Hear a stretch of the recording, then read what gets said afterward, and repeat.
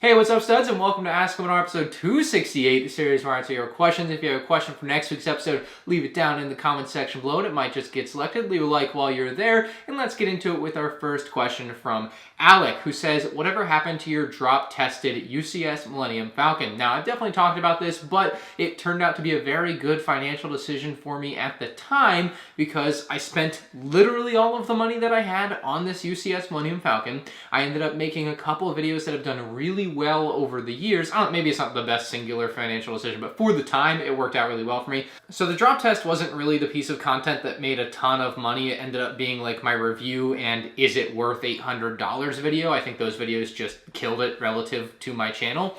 So over the course of the 5 or 6 years it's been, those have probably paid for the set quite a few times over at this point. But as for the set itself, I actually ended up selling it because I wasn't gonna rebuild the drop-tested UCS Millennium Falcon. I had no interest in that. I didn't really have the space to keep it displayed anyway, and I just decided that I'll sell it and I'll buy a sealed one later that I'll open eventually, which we're getting close to the eventually here. But I think I sold the Han and Leia figures at the time, very rare hot commodities, for $100 each, maybe. Believe it or not, at the time, the MandR was ridiculously expensive. I sold that for about $75. I know, it's insane. They come in advent calendars nowadays. 2017 was a wild time. And then I also sold the actual Falcon without any minifigs, I think for like $900. It ended up being an insane deal for me there. And again, I had like no money at the time, so being able to sell something that I bought for $800 for like $1,200 was just absurd. And I look back on that transaction very happily because I was able to use that money to buy other things at the time that I used probably to build the channel and then have continued to do so over the years. So that encompasses everything that happened to my original UCS Millennium Falcon. Before our new Hater of the Week segment, I've been a YouTuber like full time for like 5 years.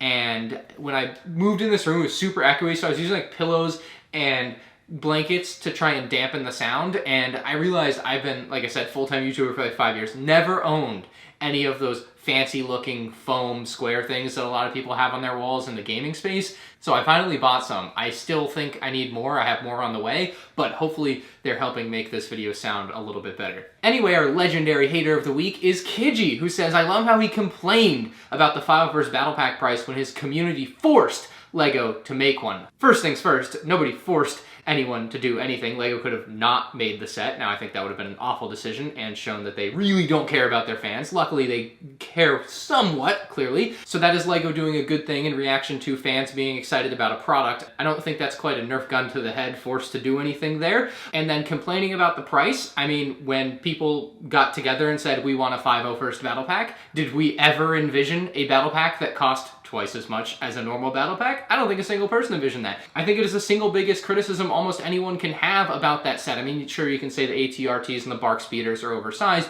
but historically, all of the LEGO ones have been. I don't really see a problem with that. It's very common. That set being twice as much as battle packs were at the time, every battle pack being $15, and then this one being $30, yeah, that's a thing you can complain about. That means they're taking advantage of that demand, which, like, capitalism, yeah, great, but yeah, it's a bad thing. I didn't like it. It was the one thing I liked the least about what they did with that set, and they know dang well what they did with that set, and possibly are doing with the new 332nd Trooper Swamp Speeder. Although I saw someone comment on my video last week, and I have no idea whether or not they're legitimate or not, but they said that they were told by the retailer they work at, or in some capacity, that the set for the Swamp Speeder won't be $26 or $27 anymore, and that it will actually be $20 now, and this is not completely impossible. So the price for the set in all likelihood was going to be $25 or $27. However, LEGO has been decreasing prices based on the rumored prices that we've been seeing. The new Batcave that just got leaked the other day and revealed was originally going to be $450 and has come out now on LEGO.com for $400. So I think this is a reaction by LEGO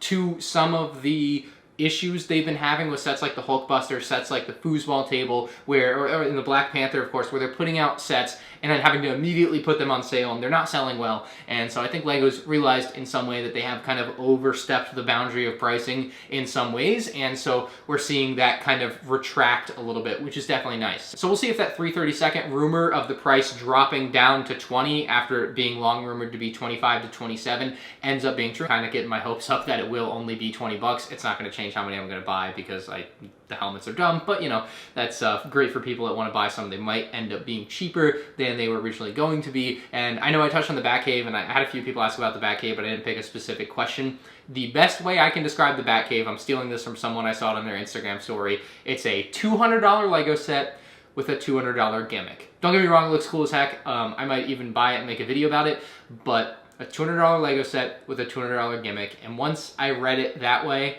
I was like, oh yeah, like most of this is unnecessary. But it does look cool, but it's like mostly unnecessary. So I don't know. I don't really know how I feel about it. I might have to buy it to find out. Matthew Martin says, what are your thoughts on the LEGO Yoda fountain set given to Lucasfilm employees for May 4th, and will you try to get one? Of course, I'm trying to get one. I would love to get my hands on one. If you were a loved one, happen to come across one, please hit me up. I'd love to buy it or trade for it or do something in some way to be able to get my hands on one because I would love to have it for the collection. Now, as to the set itself, it's a pretty neat Lucasfilm employee gift. Of all the things you could do for a Lucasfilm employee, the literal statue at Skywalker Ranch is like probably top of the list. So whoever's idea that was a 10 out of 10 idea.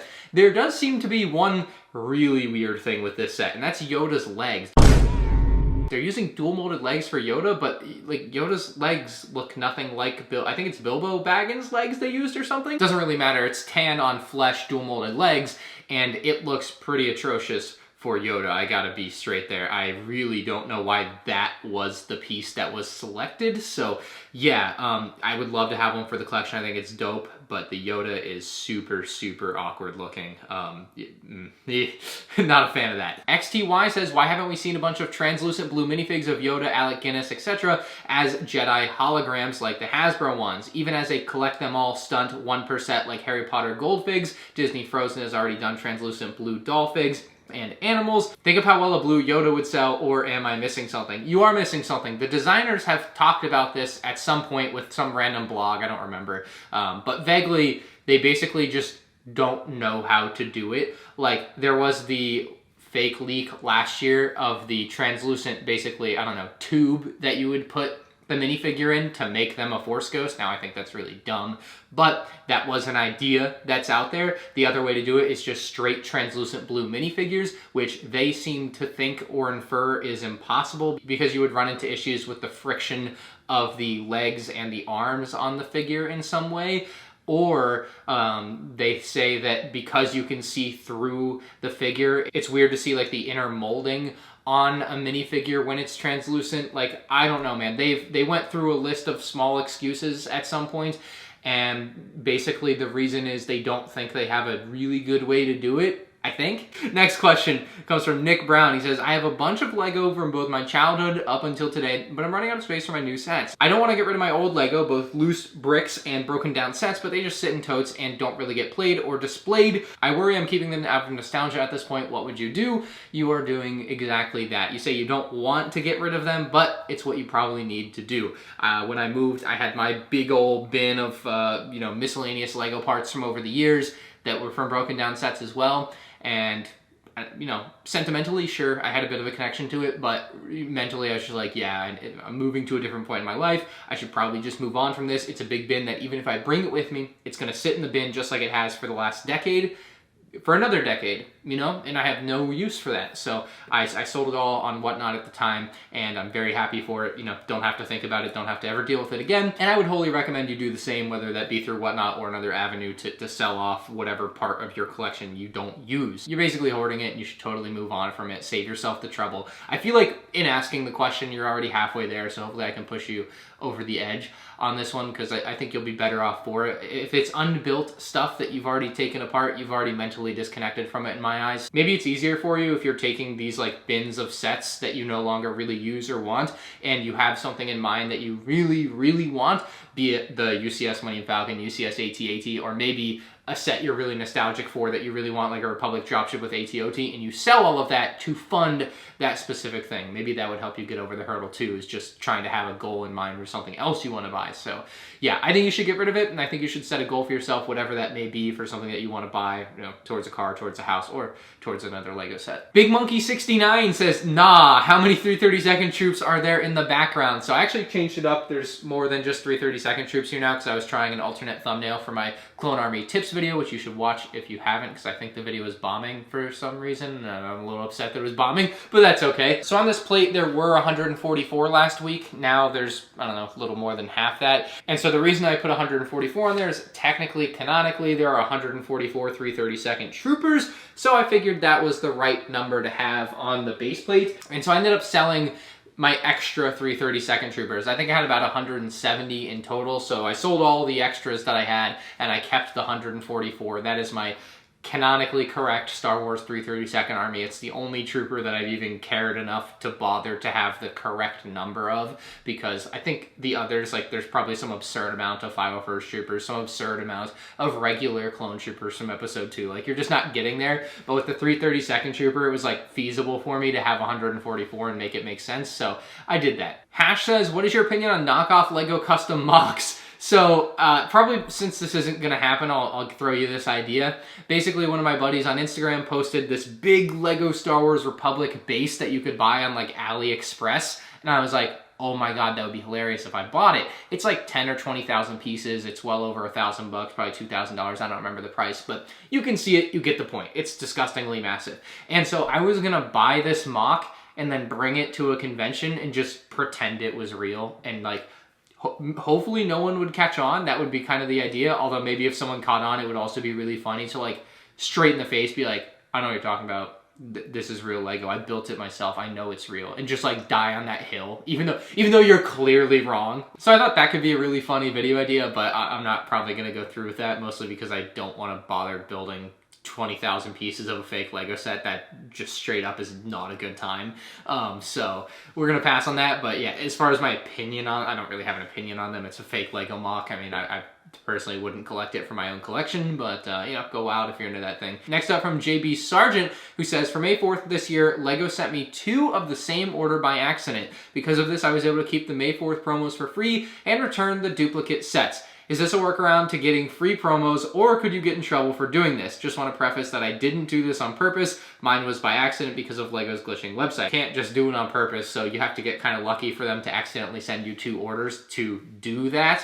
So no, it's not a way to game the system at all, outside of just being lucky. I've talked about this before, but I knew a guy once that ordered 1 Millennium Falcon and he ended up getting 4 UCS Millennium Falcons. So you never know when you'll get lucky. It's very much a 1 in a million type of thing. It's probably not going to happen to you, but if it does, from what I understand, now you should Google based on where you live and what your local laws may be, but I do believe you actually don't have to send any of it back. You get to keep everything. You may have been able to have kept everything they sent you and they couldn't have done anything about it. So I think that's the case. I think I've looked into this before and that's what I found. But again, based on where you live, do your own research and you might just get lucky in the future. And if they send you a couple things, just don't say anything to them. As long as you don't get charged twice for it, I just wouldn't worry about it because it's not your problem. They sent it to you. You know, as far as you're concerned, it's their gift to you for having made the original order, you know. Like I said, do your own research as to what's legal where you live, but as far as I understand it, you could have just kept it. Next question from Patrick says, what are the chances of us getting Phase 2 Wolfpack Clone Troopers and Commander Wolf in the near future? I almost feel like they would have been better figures to include in the gunship this year rather than Coruscant Guard Troopers. What are your thoughts? Well, if the gunship is a Coruscant Guard gunship, they would not be better figures for that gunship. However, I would say 2026 would be the year the Wolfpack would probably fit in, maybe 2025 at the earliest, but my vision for something like that is to do, you know, you're doing a Coruscant Guard gunship, do a Plos Bros gunship as the next gunship. We don't have to have Wolfpack Troopers next year. We'll live without them for another year because we'll get a cooler set 2 years or 3 years from now or whatever in a Plos Bros gunship. So I think that's coming. I think it's pretty obvious that LEGO's going to do all of the cool, at least semi-relevant clone troopers at some point this decade. They made purple clones that literally don't exist in canon, so anything in canon is more than fair game to ask for. And so yeah, Wolfpack troopers are probably at the top of the list of things to come. That Orange Spaceman says, what do you think about the new Ninjago City market set, and have you considered buying the Ninjago City sets? Not particularly. I'm not a huge Ninjago fan, obviously, although I did really enjoy the movie at the time. I feel like I have too much on my plate to bother with Ninjago sets that I just don't care that much about. Now, I may actually buy this new Ninjago City set though, because I really like one thing about it. It's the built-in flushable toilet feature. It is the most insane feature I think I've ever seen on a LEGO set. I have to have it. I want it. You know, the heart wants what the heart wants. One of my other favorite things in a Lego set ever that's not Star Wars is the porta potty in the hidden side bus that flings poop. So I just think it's funny, man. I just think it's hilarious. It flushes right into the river, which, like, you're just polluting LEGO Ninjago City, which is hilarious to me. So I might just buy it and do a video called The Crappy Reason I Bought This Lego Set or something. If I buy it, I basically bought it to make that YouTube title, and that's about it. Next question from James says, how long will Hoth take, and will Doom October? We'll worry about Mocktober in October. I just don't know right now, too far ahead, but I'd like to. Anyway, Hoth is going to be 3 months flat, ideally. I want to do May, June, July with the finale episode airing the first weekend in August, and that'll be it for Hoth. I just want it to be a summer project and done. I know it might be a little ambitious, but that's what I want to do. That's what I've set out with the goal to do 12 distinct episodes and then a finale, and that'll be it. Like, that's what I want Hoth to be. I don't want it to drag on. I don't want to do 40, 50 episodes, although maybe I could make a ton more money doing that. I don't know. Haven't done a long mock series before, but I think 12 is a good number to start with. And especially with something that I see is like half the mock on Hoth is like relatively simple, just like Battlefield. The other half, I've already kind of built up the bottom part, and I just need to start building the structure, and I really think I can knock it out in 3 months. So that is the goal, and you'll see a new video every weekend on Saturday or Sunday. Just kind of depends on which day I'm free to do the following Twitch stream, because I'm doing the Twitch streams in conjunction with the series. So anytime you see me upload a new Hoth video, make sure you watch it, and then right after, I'm going live on Twitch to stream me building for the next episode, which has been a ton of fun so far, and thank you very much to those that have been on the Twitch stream supporting the Twitch stuff. Next question from Brennan O'Brien says, what determines whether a UCS set gets a promo when initially released? Also, will the UCS Venator come with a promo, and if so, what could it be? As far as I'm aware, the UCS Venator will not have a promo. There's nothing rumored, nothing that I've heard privately that would make me think so. So yeah, no promo with the Venator. Now, my answer to the first part of your question is kind of a joke, but it's also kind of not, because it seems like that's the pattern. If the set is based on the original trilogy, it gets a promo. If the set is not based on the original trilogy, it doesn't get a promo. That's the pattern over the past 3-4 years now. Like, absolutely, that is the pattern. Starting in 2020, the UCS A-Wing saw the Death Star 2 battle alongside it. Then in late 2020, we got the Mos Eisley Cantina set. It got the Yoda's lightsaber promo alongside of it. Come 2021, then we saw the UCS R2-D2, which got the Tatooine Homestead promo alongside it. The Republic gunship came out in the middle of 2021. Didn't get a promo, just nowhere to be found. Then the UCS AT-AT came out at the very end of 2021 and received a Luke's lightsaber promo alongside it. Come 2022, we saw the Luke's Landspeeder with the Lars Kitchen promo alongside it. Then in late 22, of course, we got the UCS Razor Crest. Didn't get a promo. And here we are in 2023, where the UCS X-Wing came out for May 4th and saw the Death Star 2 promo alongside it. And later this year, we're getting the UCS Venator, and it will likely not have a promo. So you can see the pattern over 4 years. It's pretty obvious what's happening. There's always a chance it's not necessarily being done on purpose or maliciously, but, you know, the prequels definitely seem to get the shaft at times here. The Razor Crest also included there, but, I'm not leaning fully into the idea that it might be malicious or on purpose, but it's certainly the pattern that you can see forming over the last 4 years.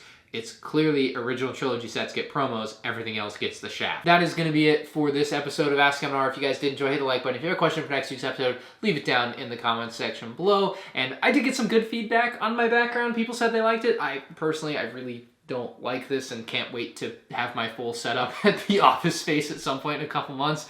But yeah, I'm glad you guys liked it. I did try to make it look decent, so I guess that worked. Bye.